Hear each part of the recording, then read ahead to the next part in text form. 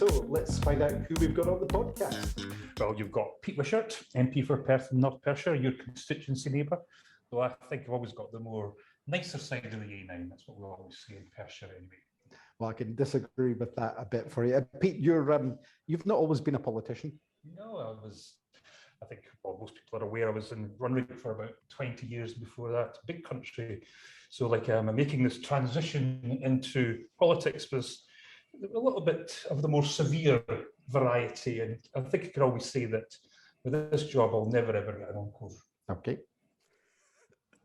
Hi there, I'm Michael Sturrock. I'm an independence campaigner, and with the sort of specific reference to the fact that I was a no voter in 2014. So I'm working on trying to convert those like me who voted against independence in 2014, and I'm doing that through my website notes.yes.vote, and also working in the political field in the SNP, like my two colleagues on the call.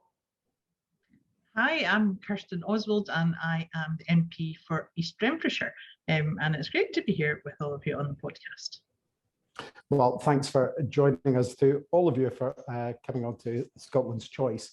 I have to start with this because we're recording in a week when we've had Boris Johnson appearing once again in the Commons over Partygate. Can I start with you, Pete? What does this say about Westminster? Is this all down to one man?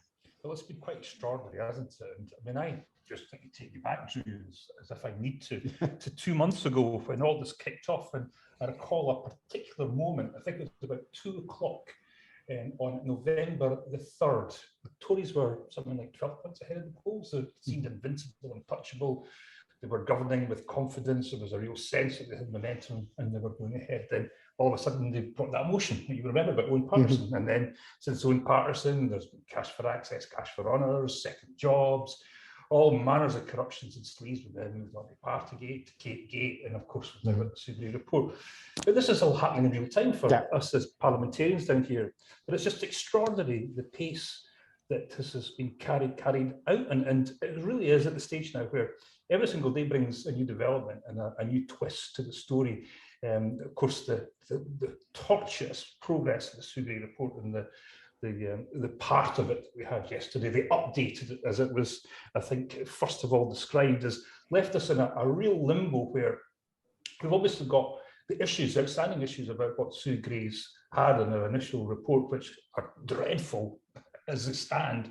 But then we're not being able to touch on the real bits, the bits that the Met Police are investigating, those that actually might lead to some sort of criminal charges and convictions. So we're in this limbo area where we've got a Prime Minister who's been investigated by the police, who's probably going to be questioned under caution. We've got another instalment of the Sue Gray inquiry to come. And meanwhile, we're dealing with a cost of living crisis, an issue in the border of Russia and Ukraine, and a Prime Minister that nobody believes anymore. And I think that Ian Blackford this week, and what might highlight was when Ian stood up there and very bravely told them exactly what he was. He was a liar, someone who misled the House.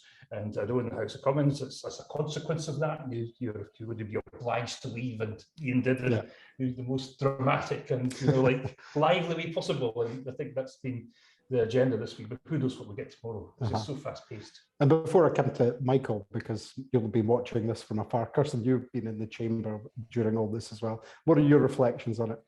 It is an extraordinary time, and as Pete said, it seems like day by day by day, there's more and more and more revelations. Whether it's people who are being moved to the Lords who've coincidentally donated very large sums to the Tory party, whether it's wallpaper or curtains, I can't remember which, that were being solicited at very high values, whether it's this Partygate scandal. And there were more parties than even the ones we knew about on the bit of the Sue Gray report, which we were able to see. So although there wasn't a great deal of information there, because of course the Met are now looking into that, even that report contained more information. So, you have to wonder what next, what other parties have taken place that we don't know about.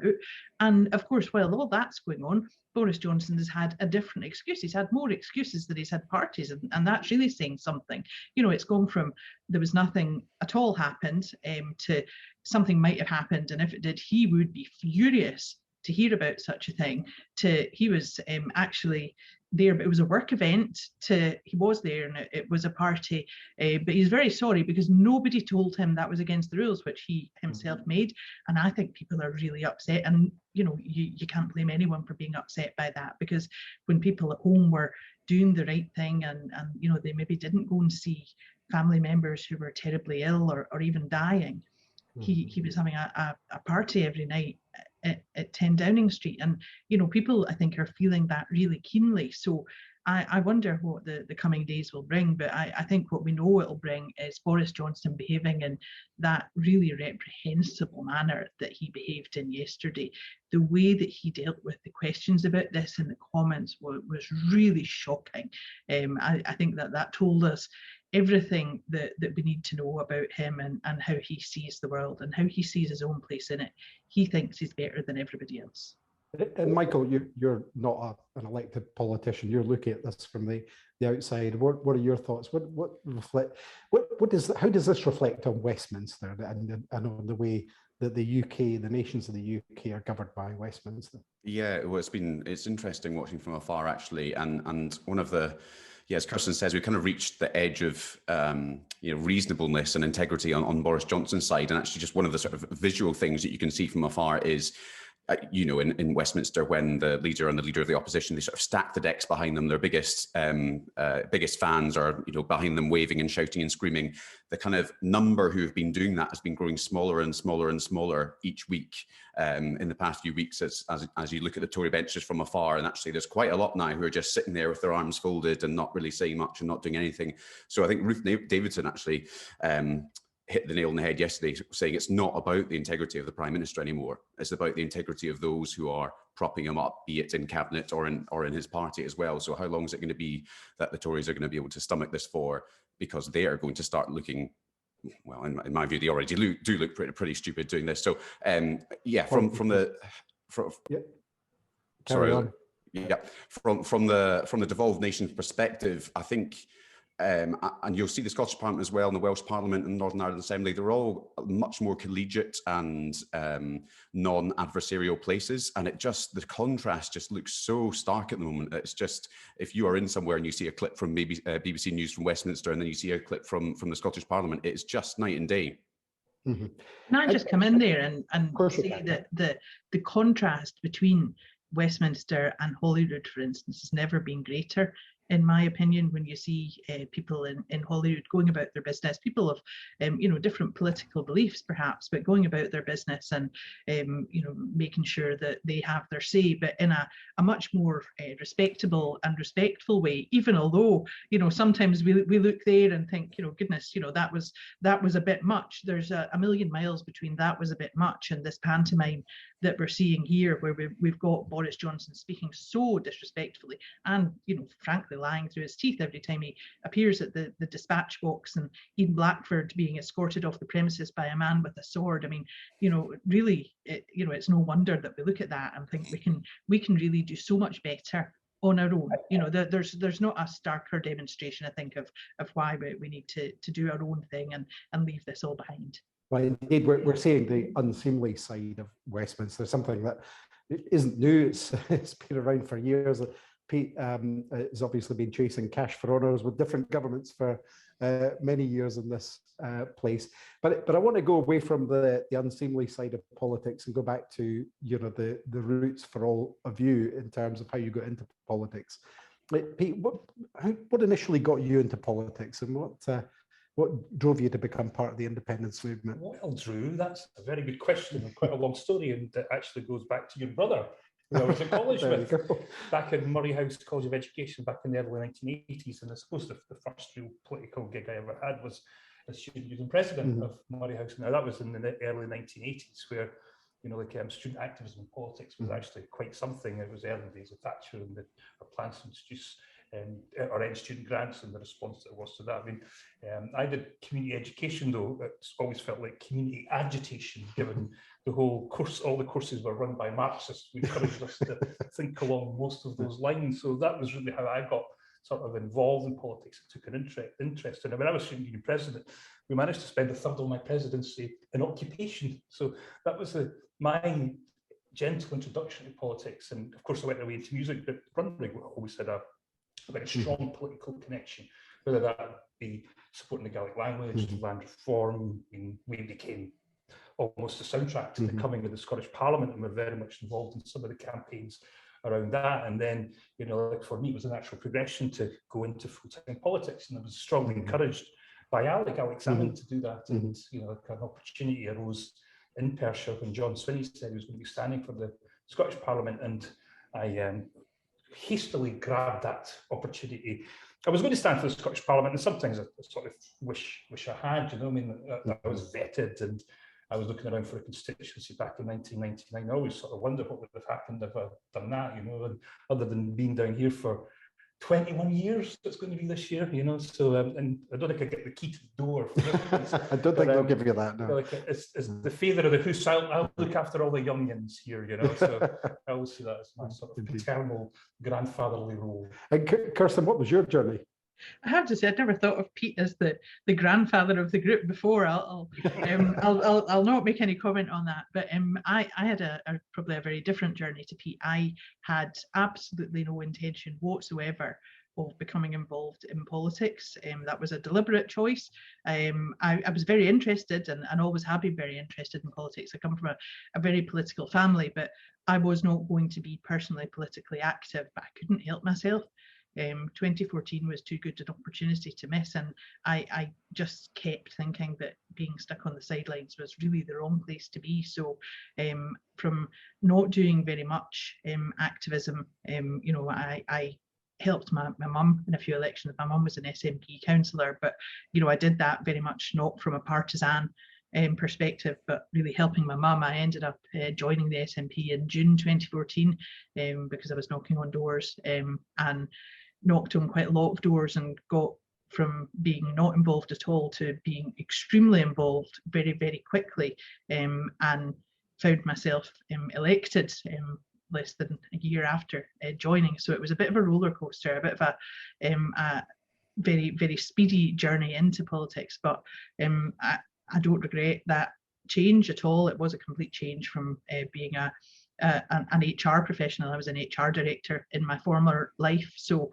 you know, there are some similarities, but I think when there's the opportunity to change things, I think that that's such a driving force for lots of people. And one of the things that I do think about a lot is that there are so many people who came forward in 2014 or in and around 2014 who could see that potential for change and recognise that this isn't for some group of people in an ivory tower somewhere. All of us have got the ability to change things. All of us are able to get involved. It's not just for those and such as those. We're all able to roll up our sleeves, and you know, that I think is a really powerful thing. Well, while we're talking about 2014, we could perhaps turn to Michael and talk about his journey, because you were in a very different place in 2014, weren't you? Absolutely, yeah. Well, actually, do you know what? I like to say I was in a similar place, but the circumstances have changed. But just, well, to sort of talk about briefly, yeah, I was sort of very much on the not party political side of things before as well. And it was actually in my old job where I work with businesses and in the sort of policy side of things, I had to go around all the party conferences of the different parties and talk to the politicians there and about my specific policy area, which is data and tech. But I remember going to the Labour Party conference first and walking in the first day, and there was a guy there with a sign that said, liberation through Brexit, and a guy about 20 feet away saying Brexit is the worst thing in the world. I thought, these guys are in the same party. What on earth is that about? And then going to the Tory Party conference was a bit like going to Mars.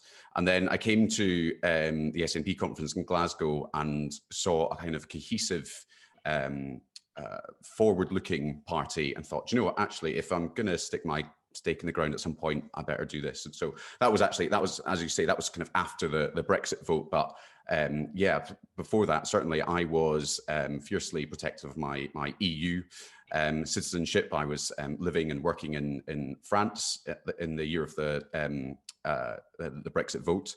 And so, you know, this was the key argument for me, was the way to keep your EU membership was, as Better Together told us, to remain in the UK. And as I said before in this podcast, things didn't turn out quite the way as I expected.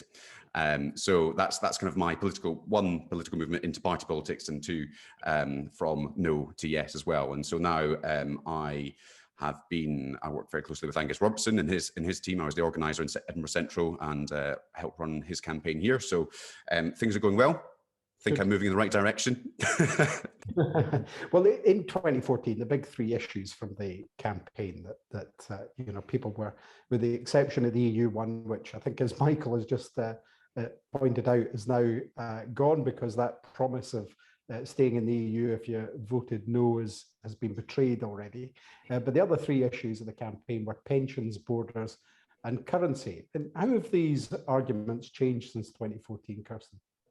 Do you know what? I think it's quite interesting, actually, that you sort of are, picking out these obviously headline issues, if you like. And, if you even just scratching the surface and, talking about pensions, but I think are finally beginning to hear a little bit more reflected about the relative state of the UK pension as compared to other pensions in nations not too far away. And I think as people are hearing that, they're surprised, because of course we were told in 2014 that things would be terrible in an independent Scotland for pensioners, but here we are with pension promises broken, triple lock broken, the WASPy women no nearer to any kind of sensible resolution. And it obviously wasn't true, was it? What was said, this stay with us, stay in the UK, we'll look after you pensioners has been proven to be just as much a load of mince, frankly, as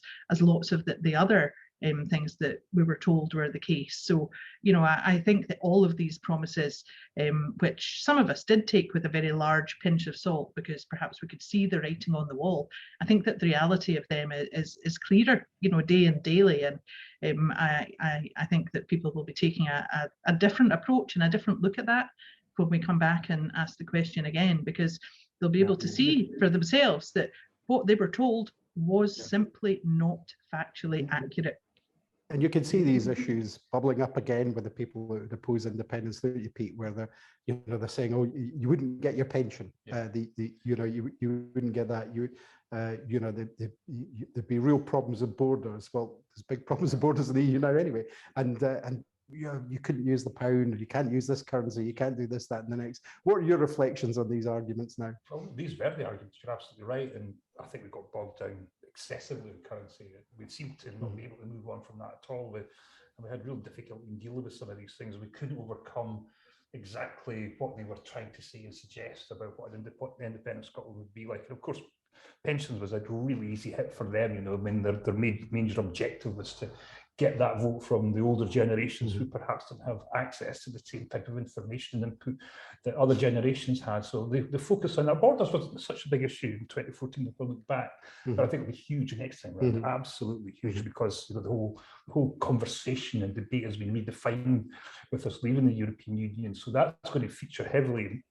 And we've got something very good to say about this. I mean, we'll have access to if we become an independent nation and realise our ambition to rejoin the EU, we'll have access to the biggest trading market in the world. In a nutshell, and correct me if I'm wrong, people are legally entitled to the pensions they've paid into over the years.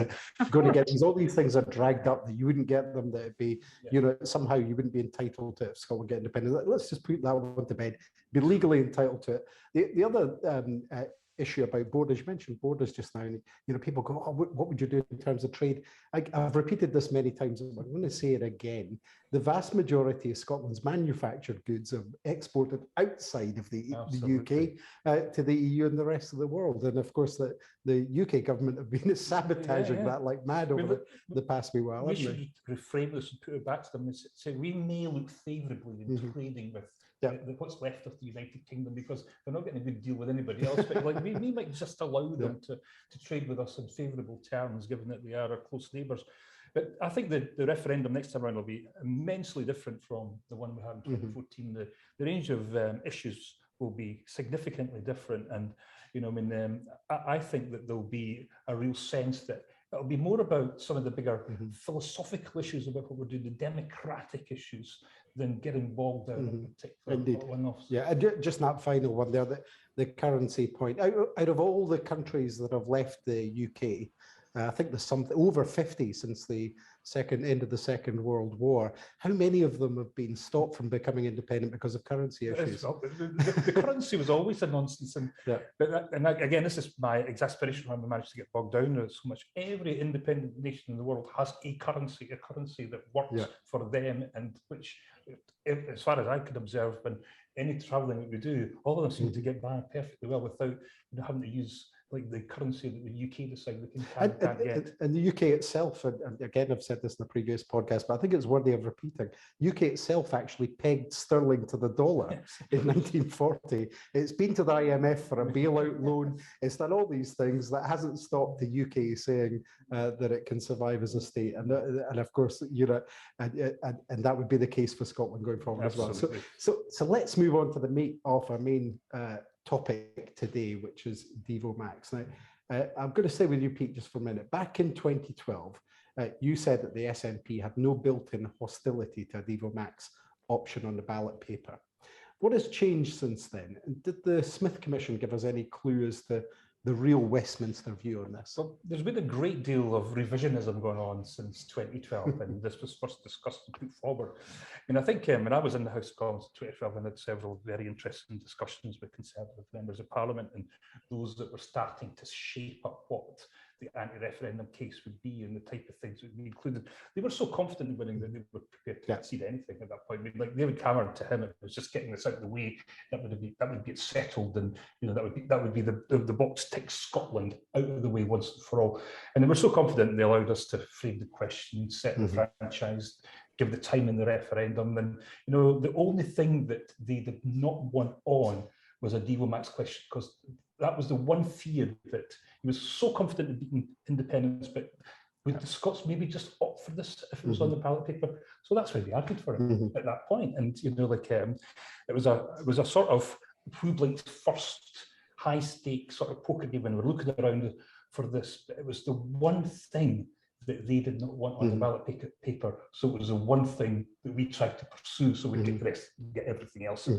We did, and like the arrangements in the Edinburgh Agreement, like it's so much tilted in our favour that it's hard to believe that we managed to secure it. Now it's going to be a lot harder to get that next time because of experience, and obviously the next referendum. It's going to be a lot tighter for the forces of unionism.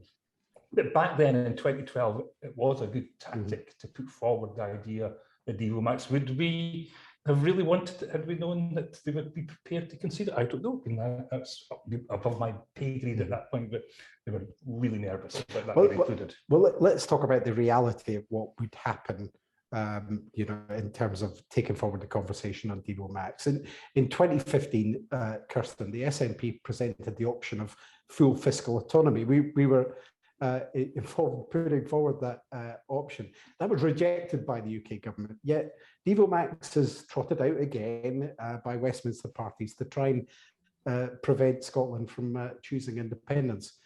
They said it wouldn't work. They said now they say it will work. How could they present Divi Max as only being good at certain times when it suits their argument?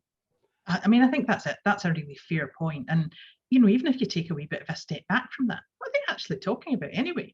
What you mean by Divi Max might be different to what Pete means, different to what Michael means, different to what I mean. It's a completely non-specific phrase, which, I wouldn't have thought would be the ideal thing to be putting on any kind of ballot paper. People would surely want to know what they're voting for. And anyway, frankly, life has moved on. Everything has moved on. Everything's different, whether we think about that through the prism of Brexit and the fact that we were marched over that Brexit cliff edge, absolutely regardless of the way that Scotland voted. Every local authority area voted to remain in the EU, and we were shoved right over that Brexit cliff edge, no matter that was clearly against the views of the Scottish population. And look at all this chaos now at Westminster. And then I guess you have to also think about whether we would want to rely upon anybody from the Unionists' perspective saying that Divi Max could be on the ballot paper and it would mean some specified range of things. Because frankly, I wouldn't believe that. You know, you can look back at the vow, you can look at the, you know, the toings and froings nowadays, and you know that's just not good enough. You know, people in Scotland have voted, repeatedly voted for an independence referendum. People have got the right to that referendum. That is a proper democratic, you know, route for them to go down. And you know, I think that increasingly it's clear that there's two choices, two very stark and very different choices. There's independence, or there's the good ship UK, and I certainly don't want to go down with that. Yeah, I think Kirsten, it's really interesting because I think you've underlined the fatal flaw in Divi Max, and it's something that's I want to talk about in a minute or two, which is the way, if Westminster still has control over certain things, then it can just override whatever is happening to Scotland. You mentioned being taken out of the EU. Under most people's definitions of Divi Max, that would have been everything apart from foreign affairs, which coming out of the EU would have been under. So it would have been a critical error. Michael, I want to bring you in here. You've been doing some research into Divi Max and the likely impacts when compared to independence. What can you tell us about that?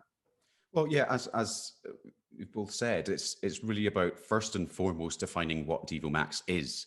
And yes, this idea of full fiscal autonomy is one thing, but, and as you say, in light of leaving the EU and other internal market acts and structural constitutional things that have come into the phrase since the last vote, it's really full fiscal autonomy is not really much at all. I mean, even then you'd need to devolve things like VAT, corporation tax, and then if you look on the social security side, there are powers that we would want to have, wish to have, or some might wish to have, such as the ability to fund our own social security, what would allow us to reverse the cuts in universal credit, for example.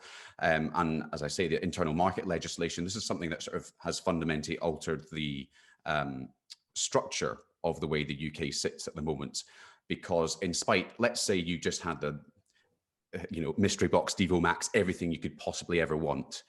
Underneath all of this is a new piece of legislation, the Internal Market Act, and that's in yesterday, or was it the day before? Yesterday, the Brexit Freedom Bill was a bit of an addition to that. But basically what that means is, despite we could give you everything tomorrow, Westminster could say to Scotland, but ultimately there is the ability to change all that. And that's what the UK government's seeking to do at the moment with the internal market bill. It allows them all the powers that have been taken back, or all the legislation that's been taken back from the UK and is now held with Westminster, even if it is a devolved matter, the UK government is attempting to be able to legislate in that area, essentially overriding the devolution settlement as it is at the moment. So you've got that issue with, yes, you could be given everything that you possibly wanted if we could define Divi Max tomorrow, but the structure is so, the game is set, as it were, already, that this could be just withdrawn at any stage. And then there's another component to this, which is about the rest of the UK. You know, we're talking about Divi Max as if it's just a Scotland thing, because if we devolve powers to Scotland,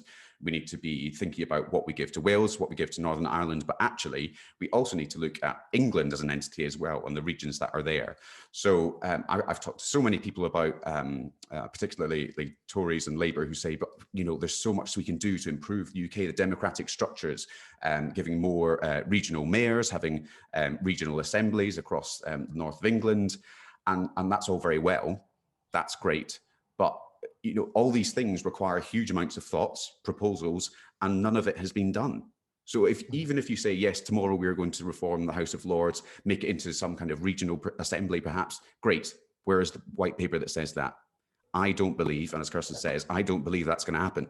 And it's not, wishful thinking is not enough to make this happen, this massive new restructuring and rebuilding of the UK.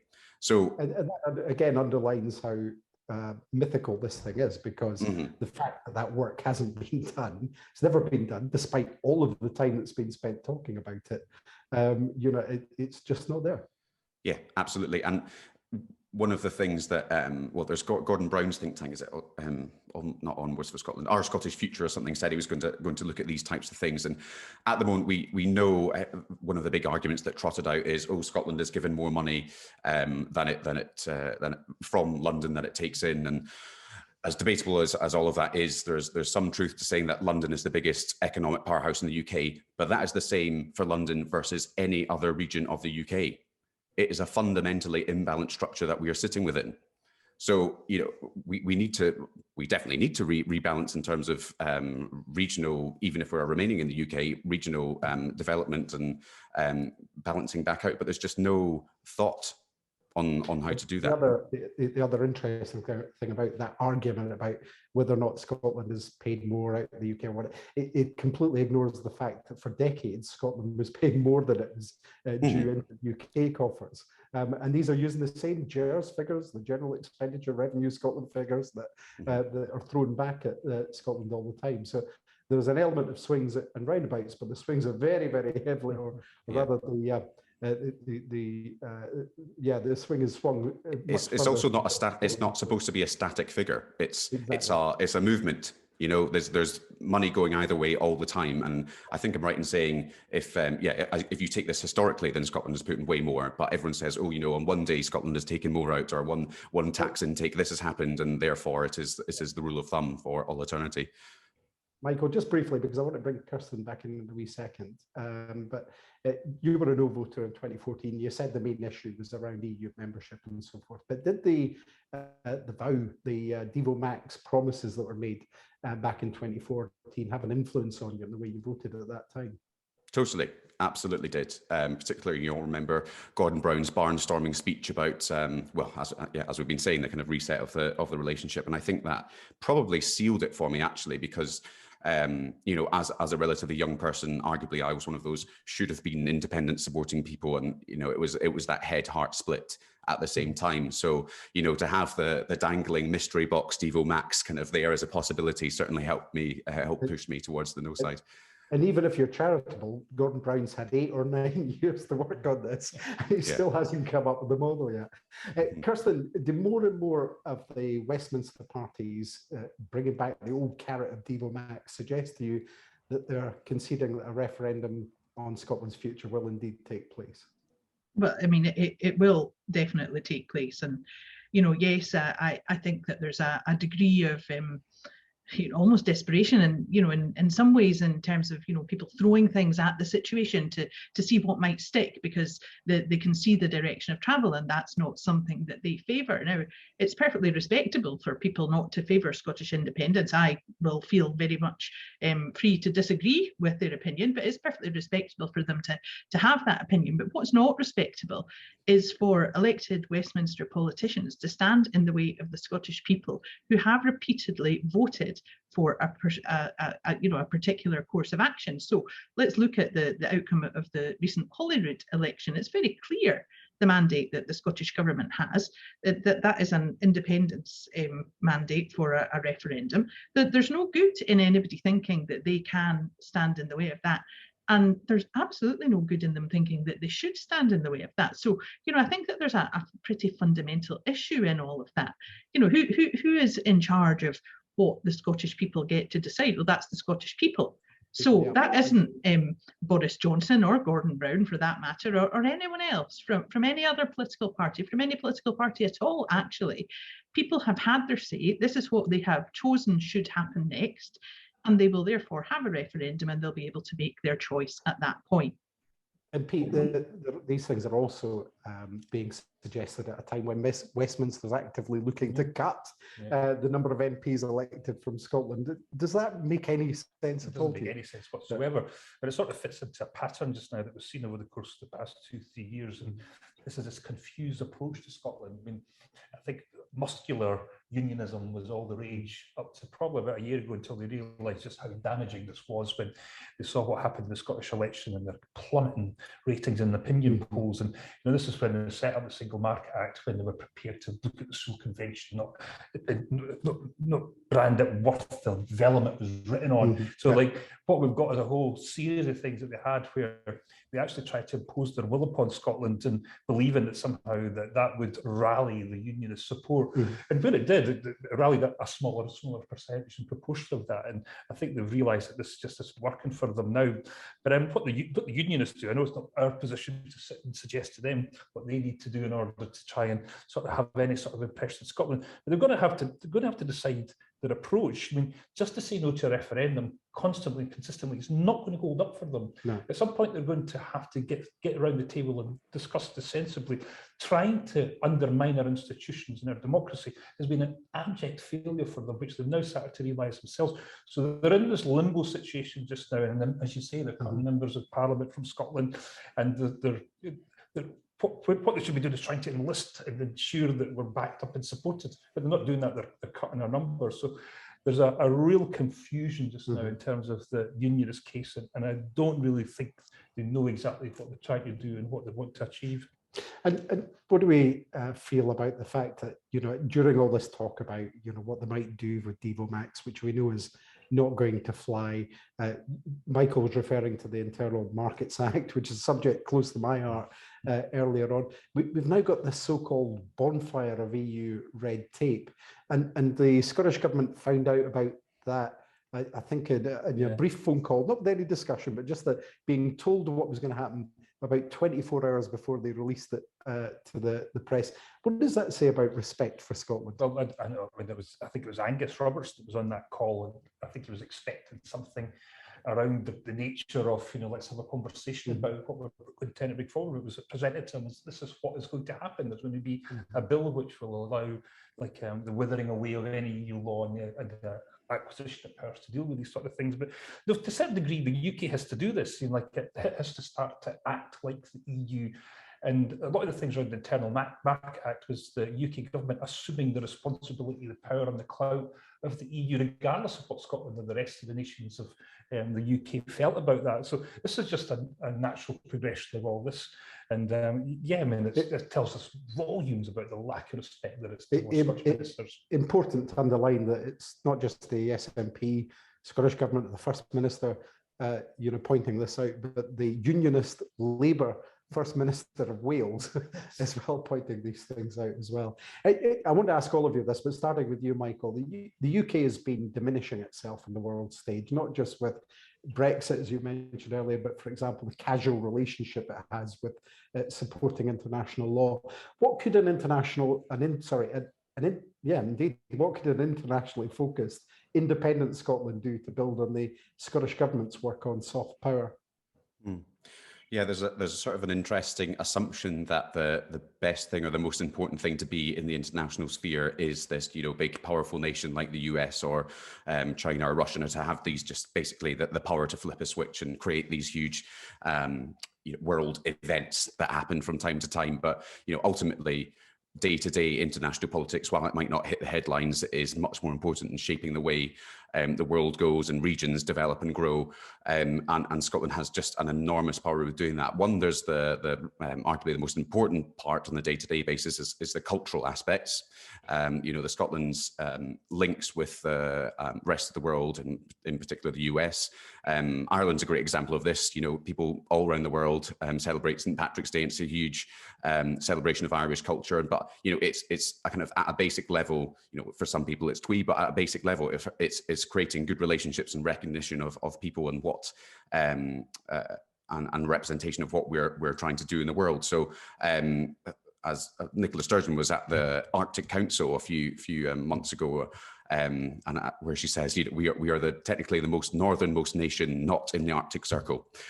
So as funny as that is actually a key relationship, because how the Arctic relates to the rest of the world is going to be crucial, especially in times of climate change.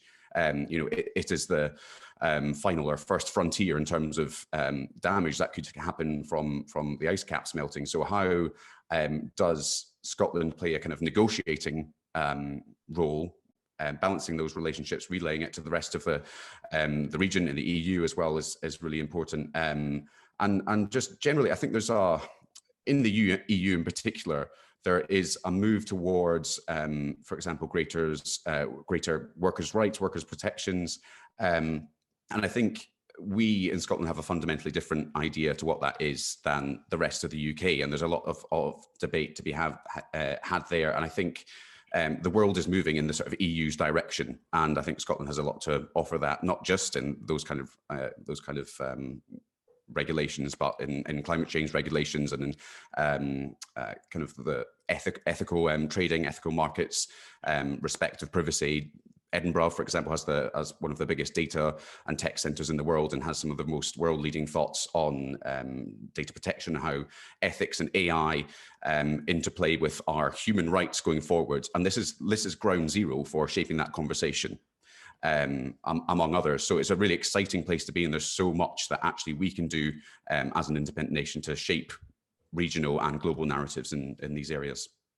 Okay, Kirsten. Do you know, I think that there's a few different areas that we could and should be focusing on, and you know that there's work that's going on in these areas already. Michael spoke about the importance of the North, and I think that is, you know, something that we probably don't think about enough in the you know, the sort of the general narrative that there is about Scotland and our future, and you know how we need to go forward, because we're so used to looking at the world, looking at the map from a particular angle, if you like, that sometimes we maybe lose sight of the strategic importance of where Scotland is located in terms of the geography of the thing. So you know, the importance of being a good and responsible global citizen in terms of that strategic position that we hold, I think it is something that absolutely is important. And these relationships that Nicola Sturgeon is building up by, you know, her work that we've already heard about is really important. And you know, you could extend that thought, I think, to, you know, how else might we conduct ourselves. You know, we would need some kind of armed forces in an independent Scotland, and what kind of relationship would we have externally facing out to the world? And I would suggest it would be a very different one to the one which the UK has. So you know, that very muscular, as Michael described it, attitude and that feeling that you want to, or you know, that you think the UK is sort of harking back, if you like, to days of yore. I think that it would be a very different approach that Scotland could take, and there is a huge amount of potential in terms of you know, positive assistance in terms of disaster recovery, in terms of peacekeeping and so on. And I think that sort of built-in assumption that we want to be a good global citizen is really important. And I guess the other thing for me that we really can and should offer is running Scotland and making sure that Scotland is run in the fairest and most equal way possible, because one of the other things that I think we should aspire to do is to be a country where we are clearly absolutely supportive of the human rights of our citizens, and making every effort to build that in from the beginning. And I think that as somewhere for other countries to see that efforts are being made in that regard would be really powerful. And Pete, you personally know about global outreach, having toured so many countries with the various bands that you've been in over the year. Just going back to that question about, you know, the soft power, the work that's already been done by the Scottish government, the contrast with the way the UK government's handling itself at the moment. What are the opportunities for Scotland there? The opportunities are massive, and we should be making more of it just now, because like the UK is now trying to present itself as global Britain as a result of what's happened with the European It's Union. Little Britain, really, exactly, isn't it? Or broken Britain, or diminished Britain. And the thing is, it's exacerbated with the behaviour of the Prime Minister, who is now just a laughing stock in the international stage. If you speak to any sort of politician from any part of Europe just now in the European Union, they cannot believe just how badly led Britain is, and just how its world role has significantly fallen away. I mean, the regard towards the United Kingdom from international stakeholders is probably its lowest than I can ever remember in my time in the House of Commons. So what we should be doing in Scotland is comparing and contrasting with this. And you're absolutely right. The soft power thing is essential to the story about ourselves, particularly the narrative as we're heading towards an independence referendum, the type of country that we want to be. We have got amazing natural resources. We've got 2 universities in the top 100. We're a culturally secure nation at peace with itself, who has a sense of its history, knows what is present in current politics, and sense of its place in the world. And the thing is that we've got this untapped resource with the diaspora right around the world, people who relate to Scotland in a very, very positive and meaningful way. I remember being at Central Station in one of the first ever Tartan weeks we set up there, and people were queuing up just to tell us their Scottish story. You know, like this was something that they found was incredibly important to them, that they were able to see a linkage back through to like historical sort of connections with their nation. And these are the sort of things that we should be building on. We don't tell that ourselves this enough. And I think as we go through this particular period of turbulence of the UK becoming a laughing joke on the world stage, it's for us to tell the good, positive stories just about Scotland, our place in the world, the type of people we are, and what we've got to contribute in the future. And on that note, I'll thank you, Pete Wishart, Kirten Oswald, and Michael Sturrock for joining us on Scotland's Choice.